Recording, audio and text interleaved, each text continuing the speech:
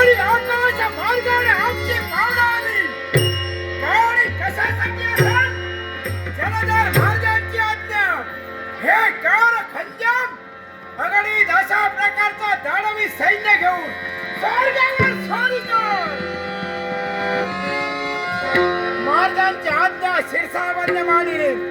क्षणाचाही विलंब न लावता अगणित अशा प्रकारचा दानवी सैन्य या नवांगणाच्या ठिकाणी हाहाकार खंजम. अरे देवतानु देव आणि दानव हे सापत्य बंधुत्वाचं नातं असं असताना देखील वेळोवेळी कपटाचं आचरण त्याचं देवतानु करा. मागील गोष्टीची आठवण होता क्षणी कल्पाच्या कधी मस्तकाला जाऊन भिडते. एवढंच नव्हे, एक एक प्रसंग नेत्रासमोर उभारल्यानंतर मस्तक कसं बधीर झाल्याचा भास. तो प्रसंग कोणता असेल? अमावास्येची काळकूट रात्र. हो, अमावास्येची काळकूट रात्र. एवढंच नव्हे, पूर्वजाच्या रक्ताचे पान. एक एक प्रसंग नेत्रासमोर उभा राहिल्यानंतर देव सावधान.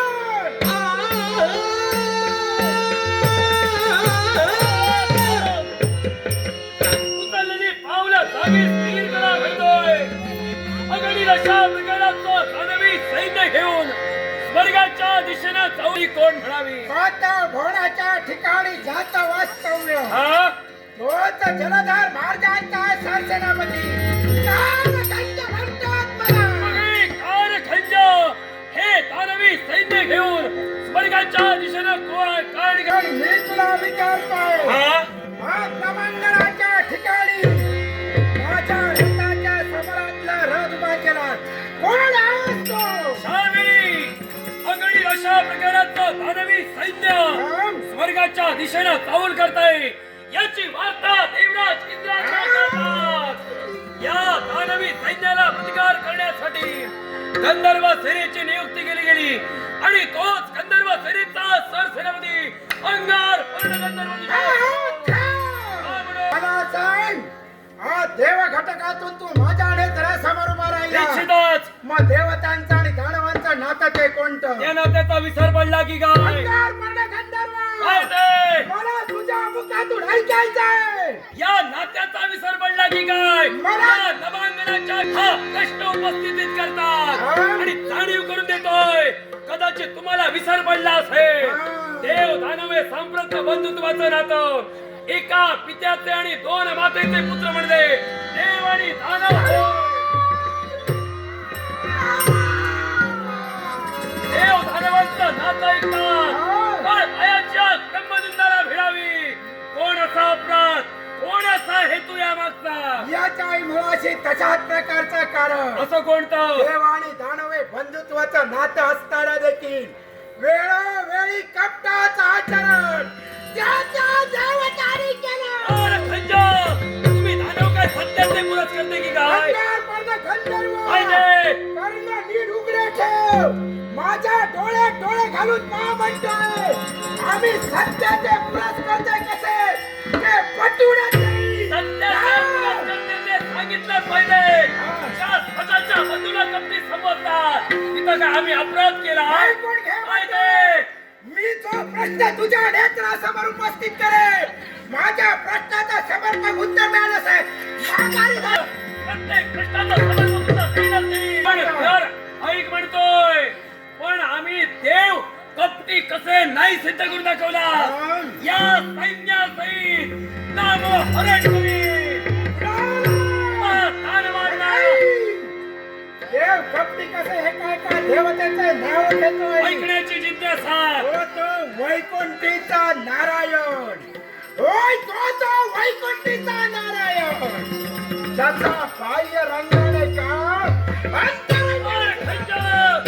कोणाला दूषण येतोय विचार कर. जगात पालक जगदुद्धारक वैकुंठीच्या नारायणाला दूषण येतात. पडला असेल, पण आम्हाला विसर पडला नाही. ज्या देवाला काळा संबोधता तो देव काळा नव्हता. ज्यावेळी देव आणि दानवांनी समुद्र मंथनास आरंभ केला, वासुकी सर्पाची दोरी आणि मेरू पर्वताची रवी केली गेली होती. दोन्ही बाजूने ओढाताण सुरू झाली, पण मेरू पर्वत स्वतःच्या जागेवरून हलत नव्हता. पण हे समुद्र मंथन घडावं म्हणून समस्त देवतांनी वैकुंठीच्या नारायणाचा धावा केला. वैकुंठीच्या नारायणानं कूर्म रूप अर्थात कासवाचं रूप धारण केलं. मेरू पर्वत स्वतःच्या पाठीवर उचलला आणि समुद्र मंथनाची घुसळण सुरू केली. आणि ज्यावेळी देवानंही घुसळण सुरू केली होती, त्याच वेळी कलिदेवा देवाच्या शेजारी आला. गौरवर्णीय गोऱ्या वर्णाचा असणारा वैकुंठ तो कलीच्या करार छायेमुळे घनेरा झाला आणि या विश्वात पुजला गेला. तो देव माझा काळा वैकुंठीच्या नारायणाला मी काळा बनायच्या मुळाचे कारण तोच कारण सांग. काय ते? स्वर्गात कोणी राहावं प्रश्न उपस्थित झाला. त्याच वेळी वैकुंठीच्या नारायणे ठेवलेला तो पण आणि विश्वत्वा भाराची स्पर्धा. एका पारण्यात देवतांना बसविलं, एका पारण्यात दानवेश्वरांना बसविलं. पण वैकुंठीच्या नारायणाला नक्कीच माहिती होतं आमची संख्या जास्त म्हणजे 60 कोटी दानव आम्ही एका पारण्यात बसलो. आमची संख्या जास्त असल्या कारणानं आम्ही पाताळाच्या दिशेने गेलो. तुमची संख्या म्हणजे कमी म्हणजे 33 कोटी देवता स्वर्गाच्या दिशेने. हे कपट काय झोपला होतास? शब्दाचा पुन्हा शब्दाचा पुन्हा वापरता म्हणून सांगतोय. इथं काय तुम्ही झोपी गेला होता? शब्दाचा पुन्हा तुला विचारतो. तुम्ही विचारपूर्वक बोलतोय. अरे खंज तुला विसर पडला असेल. ते कपट म्हणतोय याच विश्वतुडाबाराच्या ठाई तुम्ही वितंडवाद निर्माण केला होता की करणारच होतो आणि केला. केला सुद्धा होता. माझं पूर्णपणे ऐक म्हणतोय. चार ती तिथं वितंडवाद निर्माण केला आणि इथं वितंडवाद निर्माण करतात. त्याच वितंडवादाला वाचा फुटावी म्हणून 14 ब्रह्मांडाचा पिता विरंची अर्थात ब्रह्मदेवांनी स्वर्ग आणि पाताळाच्या विभागणीसाठी स्नेह भोजनाची स्पर्धा आरंभली होती. जो कोणी विजयी ठरणार होता स्वर्गाच्या अधिपती बनणार होता. ती स्पर्धा आम्ही विजयी ठरलोय. स्वर्ग साम्राज्य आमचोय. माघारीचा याच्या सुद्धा देवतांनी कपटच केलं. तुम्ही काय वेळोवेळी सत्याचे पुरस करते? मी पटवूनच जाईल. त्याची जिद्द नाही. काय ते? ज्यावेळेस त्या भोजनाच्या पंक्ती मांडण्यात आल्या, देव आणि दानव पंगतीला बसले गेले. प्रत्येकाच्या हातात काट्या बांधल्या गेल्या. हात कोंबरापासून तुंबले ना अन्नाचा कड भुका जाईना. हे कपट देवतांचे हात कोपरातून दुडत होते का? मग याला कपट कसं म्हणतोस? मग तू सिद्ध करून दाखव. सिद्ध करूनच दाखवणार. सिद्ध करून दाखवल्याशिवाय तुला जाता येणार नाही. बोललेले शब्द सत्य करण्याची कुवत या अंगावर पडणं मग पाहूया. मला सुद्धा पाहिजे. ऐकतोय. याला कपट म्हणत नाही. ती स्पर्धा होती. स्पर्धा या युक्तिवादाने लढविल्या जातात, अहंकाराने नव्हे. या स्पर्धेच्या ठाई पण होता कोपरातून हात न दुडता जो कोणी अन्न भक्षण करेल तो स्वर्गाचा अधिपती बनणार होता. आणि तोच पण ग्राह्य धरून आम्ही देव एकमेकांसमोर आलो. अन्नाचा घास एकमेकांना भरविला. स्पर्धा आम्ही विजयी ठरलोय. 14 ब्रह्मांडाच्या पित्यानं न्याय दिलाय. स्वर्ग हा देवतांचा होय, पाताळे दानवांचा होय. मग हा वितंडवाद निर्माण करण्याचा अधिकार तुला मुळीच तुझ्या सगळ्यात भरपूर बोललो वाणीने, पण साक्षात मला युद्ध करायचं नाही, शस्त्र युद्ध करायचं. अरे चालेल चाल. तुला समस्त दानवांची घडा जोडून देतो. शक्ती सामर्थ्य गंधर्वात होय. देवतांच्या बाजूने चालता गंधर्व उभे राहिले असतील. प्रत्येक गंधर्वाला कारण दोघांची पराक्रम हतुरली आहे. कारण एका पित्याचे आणि 2 मातेचे पुत्र आले आणि ते बंधुत्वाचं नातं सांगतो. माझ्या मार्गात येईल त्याला आडवा करेल. कोणत्या प्रकारे आडवा करणार एवढा शक्ती समर्थ तुझ्या अंगी कुठून आलाय हेच मला पाहिजे आहे. जिथं तुझे पराक्रम कोण ठरतील आघाडी जाऊ देणार नाही. आणि मग एवढा जर का हट्टाने हट्ट विधान असतील आता शस्त्रांप्रतीच्या धाव्याप्रमाणे या दानवी सैन्याची धाडा लावून मनात चढा.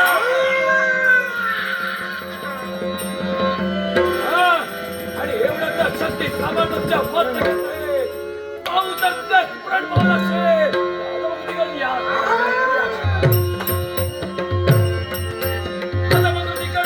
विजय करी या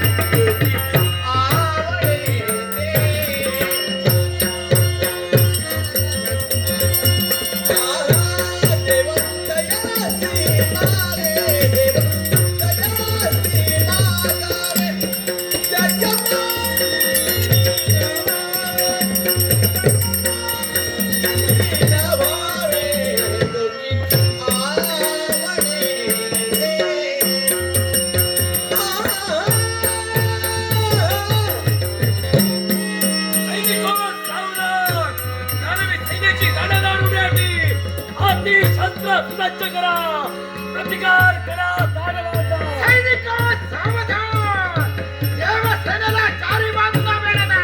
सैनिको सावधान.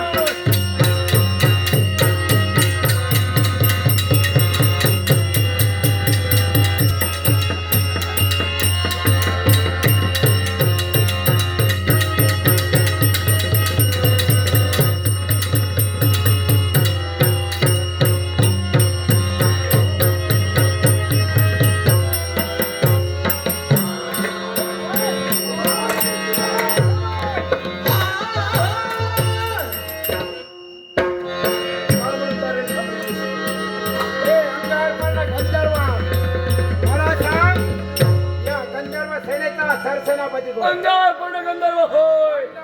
गंधर्व तुझ्या मस्तकावर असणारा किरीट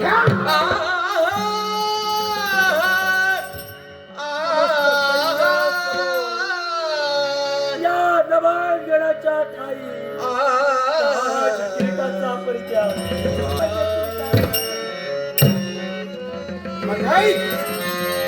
माझा युद्ध या नवांगणाच्या ठिकाणी चालू होतं. त्याच नवांगणातून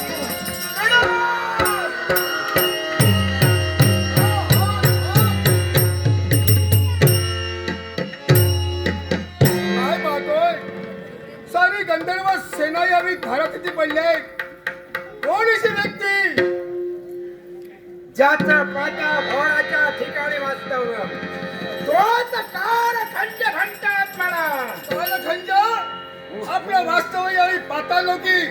मला सांगा, देवदानव संपून आपलं काय नातं? बंधुत्वाचं नातं. मग हे बंधुत्वाचं नातं असताना या साऱ्या खंडाला का ठार मारलं? एकाच कारणासाठी, कोणतं कारण? पूर्वजांची इच्छा पूर्ण करण्यासाठी माझे प्रयत्न, पण तो माझ्या मार्गात आला.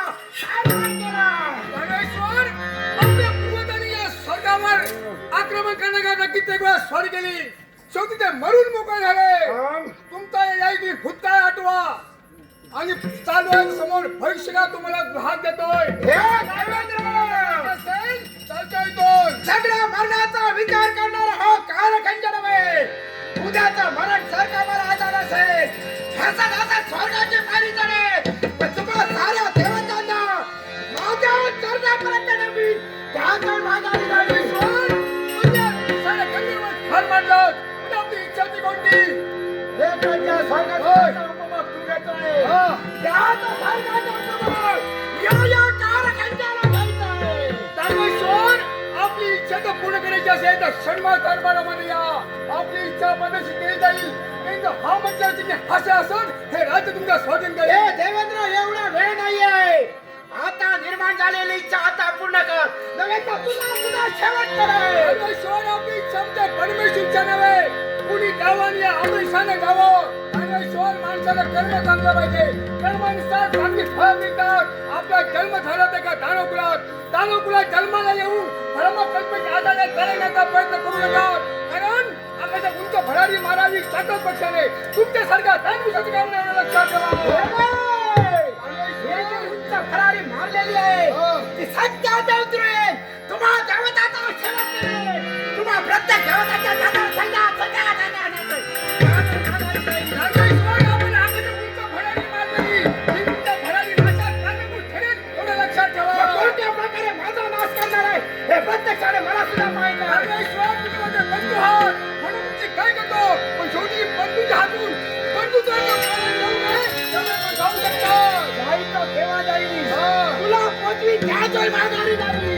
काय हिंमत लागून गेले या अमृतीला ठार मारायची. कर्मांची वाचिका सब फेडायची. माणसाला कर्म चांगलं पाहिजे. त्यानुसार फळ मिळतात. शेवटी चांगलं कर्म नाही करत ती विनाशकाली नमुना होती. काही माणसाला विनाशकाल समीप येतो. तुमच्या सर्वाला अशीच ऐका. याही युद्धाला शंकरनाथ करत आहे. मग ऐका, शंकरनाथ विनोदान नभो. शंकरनाथ विनोदान नभो.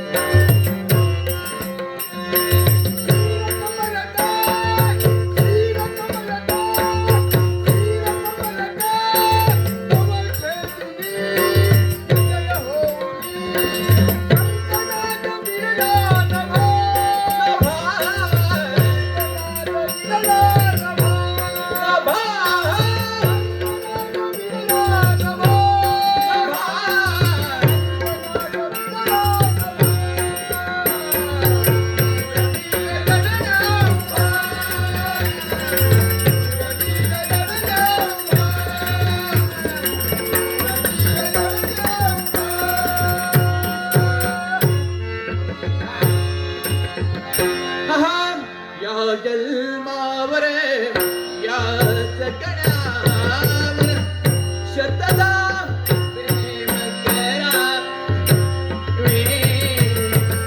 या जन्मावर या जगण्यावर शतदा प्रेम करावे. शतदा प्रेम करावे. शतदा प्रेम करावे. या जन्मावर या जगण्यावर शतदा प्रेम करावे.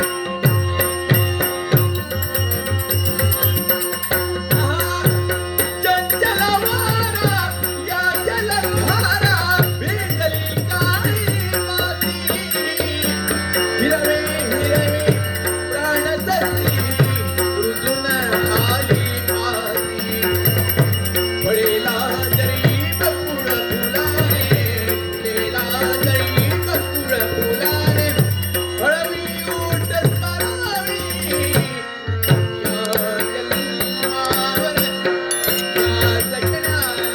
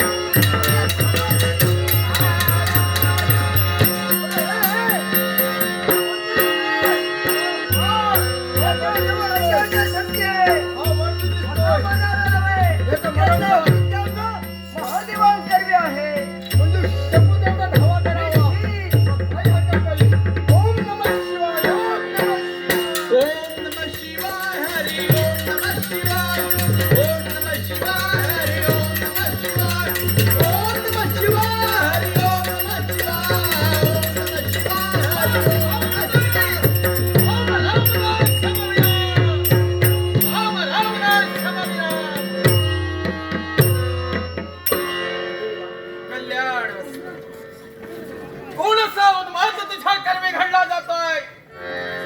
हे देवान ऐका म्हणतोय, पूर्वजांची इच्छा मला पूर्ण करायची आहे. ज्या स्वर्ग सुखाचा उपभोग जो जो देवेंद्र घेतोय त्याच स्वर्ग सुखाचा उपभोग या कारखंड्याला घ्यायचा आहे. हे जानवा, ज्यावरती पूर्वजांच्या इच्छेसाठी आमच्या स्वर्ग सुख भोगण्यासाठी तालाशी. अरे ज्याप्रमाणे तुझे पूर्वज नाश पावलाय अगदी त्याचप्रमाणे सांप्रत स्थिती तुझी होईल. अरे देवाचा आशीर्वाद मिळविता आणि अभिलाष मोठी त्या सत्याला मदांध होतात आणि त्याच सत्याच्या अभिलाषामुळे देवांना तुम्ही त्रस्त करतात. नाविलाजाने तुमचा शेवट देवांना करावा लागतो. तो शेवट आता कुठेतरी थांबवा आणि सुखानं जीवन जगा. देवा, तुझ्या मताने निवडलेला मार्ग योग्य नसेल, पण माझ्या मताने निवडलेला मार्ग योग्यच आहे. म्हणूनच जी इच्छा माझ्या पदरी घेऊन आलोय ती इच्छा परिपूर्ण करायला मागावी जाईल. मग हे दैत्य, अरे स्वतःच्या इच्छेसाठी जर मनाला सुधारणा सुचलेला असेल तर या देवाचा सुधारणा नाहीये. अरे वेगाप्रमाणे गर्जना करतोय. या तुझ्या गर्जना आणून पडण्यासाठी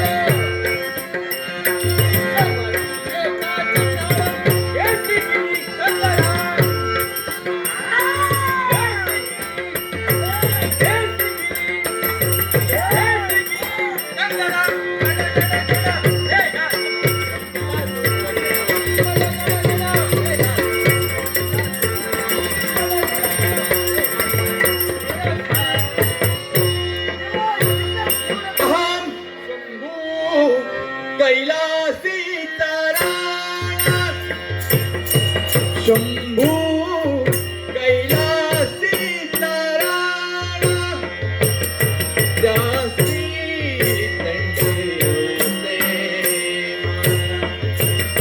दासी दंडवते शंभू कैलासी नारायण शंभू कैलासी नारायण दासी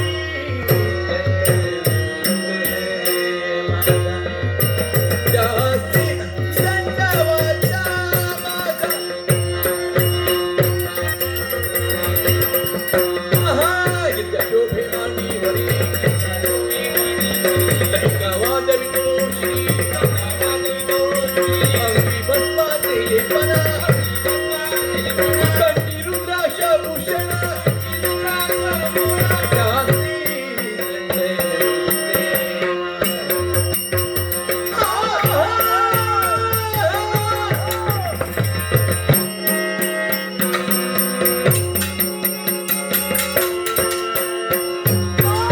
ओम नमः शिवाय हरि ओम नमः शिवाय ओम नमः शिवाय हरि ओम नमः शिवाय ओम नमः शिवाय हरि ओम नमः शिवाय ओम नमः शिवाय हरि ओम राम राम हे देवा,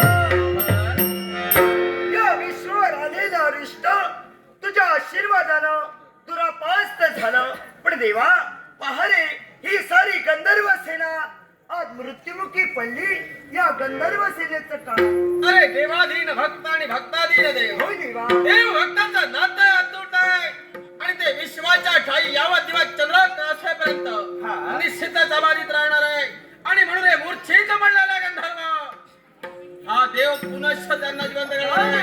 ओम नमः शिवाय हरि ओम नमः शिवाय ओम नमः शिवाय हरि ओम नमः शिवाय ओम नमः शिवाय हरि ओम नमः शिवाय ओम नमः शिवाय हरि ओम नमः शिवाय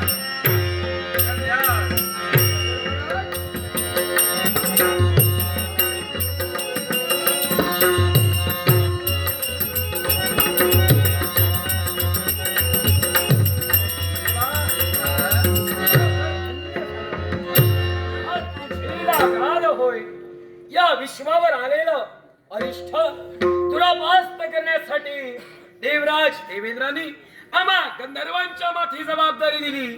आणि या जबाबदारीची पूर्तता करत असतेवेळी देवा ज्यावेळी अमृताची विभागणी देव आणि देव घटकात केली गेली होती, त्याच वेळी सर्वच गंधर्वांनी अमृत प्राशन न केल्यामुळं आज दानवांच्या शस्त्राकरवी एक एक गंधर्व धारातीर्थी पडला गेला. आणि जर का हे देवा असं दृश्य राहिलं असेल तर देवा उगवलेल्या सूर्यनारायणाकडून येणारी तेजमयी किरण पृथ्वीकडे परावर्तित करण्याचं कार्य हे आम्हा गंधर्वांचं होय. आणि हे जर का कार्य खंडित राहिलं असेल तर विश्वात अंधकार होऊन विश्वातील सजीव सृष्टीचा नाश होऊन हे अखिल विश्व हे लयाला जाईल. ज्यावरती या विश्व कल्याणासाठी देवता तत्पर आहेत. हा. अगदी याच देवांच्या सानिध्यात तुमच्यासारखे गंधर्व आहेत. निश्चित. आणि तुमच्यामुळे या विश्वाला संरक्षण करण्यासाठी आम्हाला सहाय्यभूत होतात. होय देवा. मग हे जे गंधर्वात मूर्छेत पडलाय हा. नभेंना मरण आलंय, मग हे जर गंधर्व यांचा नाश झाला असेल तर विश्वाची काय स्थिती होईल आम्ही पूर्णतः जाणतोय. आणि म्हणूनच आमच्या साऱ्या गंधर्वांना पुनश्च पूर्वस्थिती प्राप्त करण्यासाठी होय संजीवनी म्हणून सत्य अमृत या विश्वाचा आदिराव निर्माण करताय. राम राम ओम नमः शिवाय राम हरि राम ओम नमः शिवाय ओम नमः शिवाय हरि ओम नमः शिवाय नमः शिवाय नमः शिवाय हर हर हर हर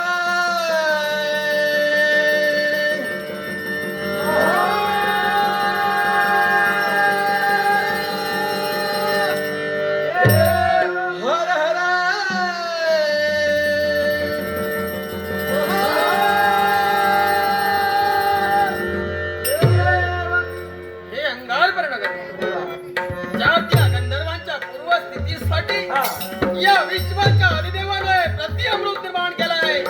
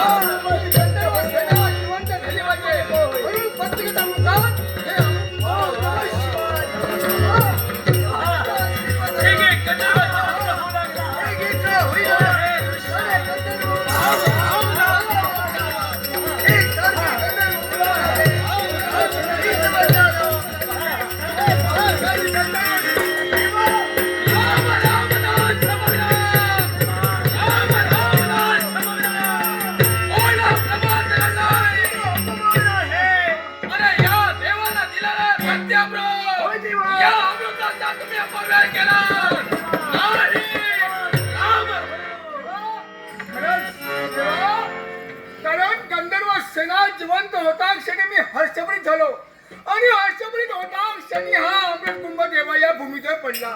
क्षमा करा देवा. देवराज, अरे या देवाने निर्माण केलेला प्रत्यमृत तुम्ही असा अपव्यय केलात. नव्हे तर आज ते पाळ धरणीवर पडलाय आणि त्याच प्रत्यमृतापासून तो जलस्रोत निर्माण होय झालाय. देवा.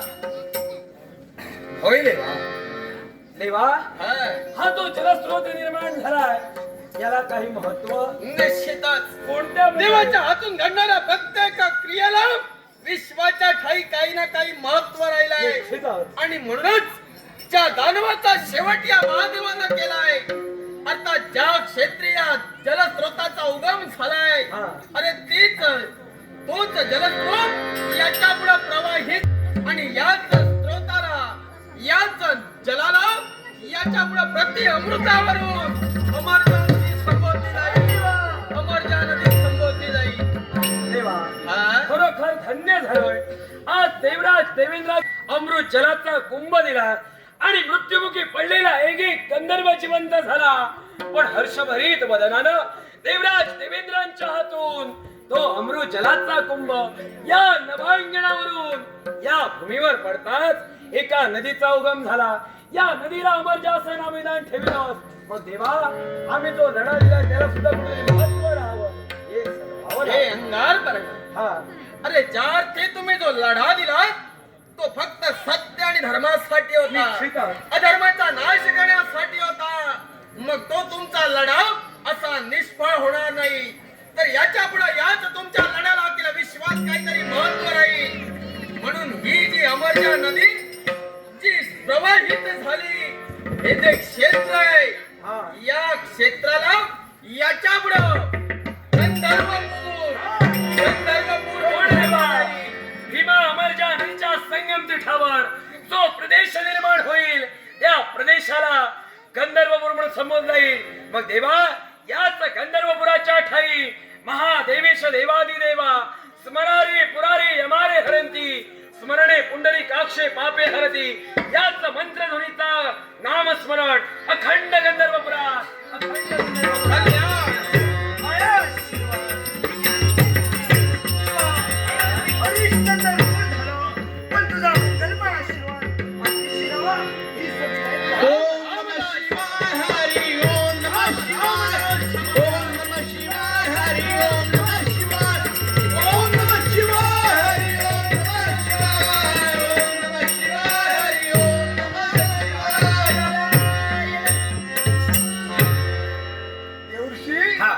हे स्वर्गावर आलेला अरिष्ट आम्ही दूर झाला.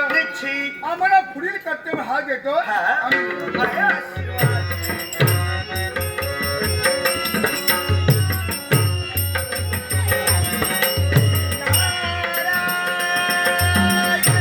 हे देवा, तुझ्या कृपाशीर्वादानं आलेला अरिष्ट दुरापास्त झालं. पण देवा, हे कलानाट्य नारद निर्माण करतोय. सूत्रधार मात्र तू आहेस म्हणून देया नारदाला शुभाने मंगलकरीचा आशीर्वाद. पण देवा, कुठले कार्य आळवताना प्रथमता हे सुख करता हे विघ्नहर्त्या गणपती गजानना तुला आळवण्याचं कर्तव्य नारद करतोय.